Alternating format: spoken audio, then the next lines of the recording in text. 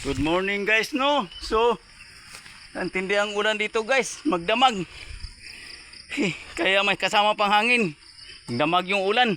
And guys, so, yung ating kabayo, ating sinisilong.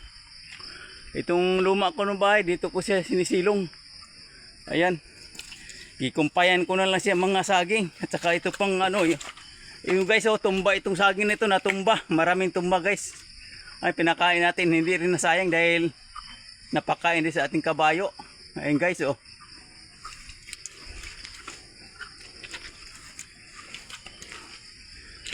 Ayan.